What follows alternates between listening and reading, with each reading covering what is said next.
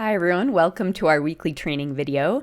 This week we're going to be talking about why some of you have been struggling with making progress with your fearful dog, even though you've been, trying to soothe them and reassure them when they're scared, and why that isn't helping.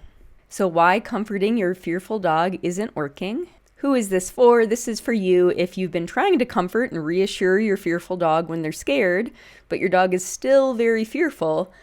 And possibly even fearful or avoidant of you sometimes. And you're probably getting a bit frustrated that as much as you try to help your dog feel better, it's just not working. So why isn't it working? There are any number of reasons why your dog may not be improving. The ones I'm going to talk about today is this first one. There is a pretty big mismatch between what we as humans find comforting and what dogs find comforting. Now, that's not the only reason why your comforting efforts might not be helping.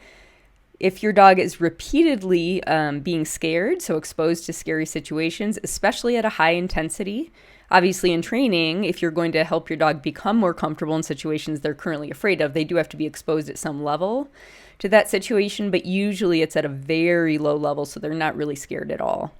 So if your dog is repeatedly scared, especially if they don't have the ability to escape the scary situation, and you haven't been able yet to teach them any skills for coping, so they don't really know what to do in scary situations, that can also impede your progress as you try to help your dog. Okay, so when reassuring your dog backfires, here are 3 common reasons this happens.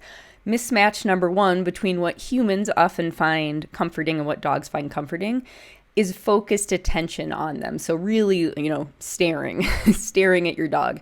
So often if we're trying to convey that we're really listening to someone, really putting our attention on them, that can be part of comforting humans.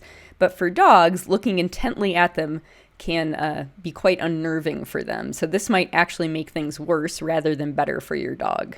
Mismatch number 2 between what we find comforting and what dogs find comforting, leaning in. So leaning in can be part of comforting a person. It could be a precursor to a hug or just to show that you're really attending to them.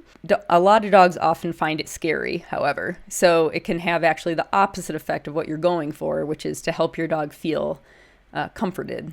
And mismatch number 3 between what dogs find comforting and what humans find comforting, sometimes at least, is touch and hugging. So many of us humans do find touch or hugging at least from familiar people comforting when we're upset, but many dogs find it uncomfortable. Some dogs always find it uncomfortable, especially hugging. Most dogs, I would say, probably don't like hugging. But even if your dog likes touch sometimes, many dogs find it unpleasant when they're already stressed out. So that's something that could also be causing your sort of efforts to comfort your dog to backfire. So you may be asking yourself, how am I supposed to comfort my dog then? Which is a very good question. I would start by learning their body language so you can tell what it is they do like, what they do find comforting, and what might be making things worse.